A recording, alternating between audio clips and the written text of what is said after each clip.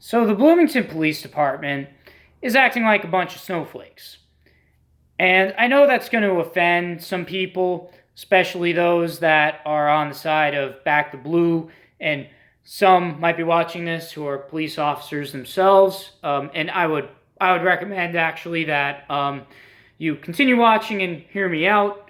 But I'm saying this because I care about society and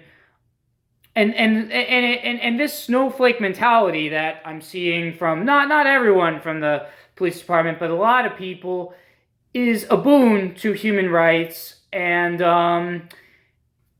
if we care about society and changing it for the better in the midst of a pandemic, I think you should listen to me and let's have this discussion that some of you want, this rational discourse.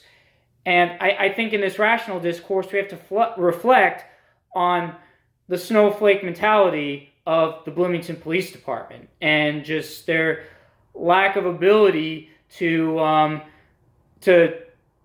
really listen to what their critics are saying, literally speaking. Because let's get into the main thing I want to address, which is Captain Pedigo's statement, which was on the IDS story about Patrick Saline telling them to wear masks and recording an interaction where a police officer arrested someone without wearing a mask during a pandemic. That story, Captain Pedigo said that. So let me quote the IDS. The Bloomington Police Department, Captain Pedigo said, questioning the officer violated Indiana law that prevents people from interfering with law enforcement officer while they're working. It is very clear that the person who sent the video was attempting to bait the officer involved into a confrontation, Pedigo said in an email.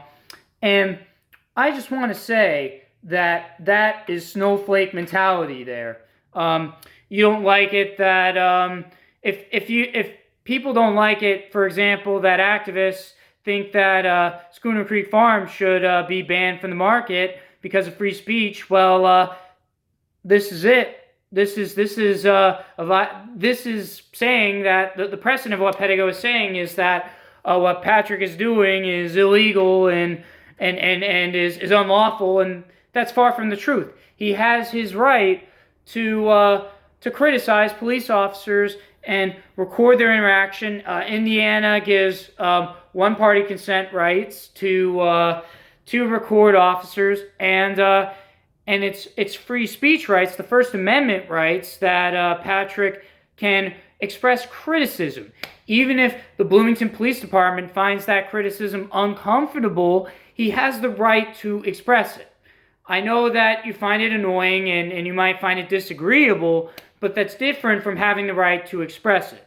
And Bloomington Police Department, if they want to be justified in getting more funding than 26% of the budget and to have the ability to spray tear gas in people, they should show more respect for freedom of speech. That's the truth. That's how Bloomington Police Department, if they want nice things, they got to earn it. And they can't, this is not how they should respond to understandable community concerns about wearing masks. Because if we want to talk about the facts and how the Bloomington Police Department and can do the best job that they can have for public safety, they need to take seriously community concerns about wearing masks. It's not enough to just say, well, we can just say that they have to wear masks, and whenever they carry out an arrest, we can make excuses and shill for the bad apples in the bunch. That's not enough to say that. If you're really going to talk the talk about not being like the other police departments and holding bad apples accountable, then you're not going to make exception for this officer because they don't like wearing masks. Not when public safety is at stake and COVID is at stake. And this is important. If what you want to do is keep the community safe from things that could kill people, then you would wear your masks when the mandate says you should, to the absolute best of your abilities. If someone shoots and like you don't have 2 seconds to put it on, that's one thing. You're in a violent confrontation. But if it's not that and things are civil, use that 1 or 2 freaking seconds to put on a mask. It's not that hard. And when people criticize you for it and hold you accountable as the law says they can, don't be a bunch of snowflakes about it. Don't just and I know what you guys are going to say. I know that some of you who think they're savvy with the law are going to say that it's this Indiana law that says don't interfere with the rest. But, like, pay attention to what the court cases say about this. And I want to give a shout-out to this Mauer law student in the city meeting on Wednesday, the Public Safety Committee hearing on Wednesday. There's this guy from Mauer Law School. I'm not going to name his name, as a part of some coalition. I don't remember his name, but I'll link the Capt's video in the description.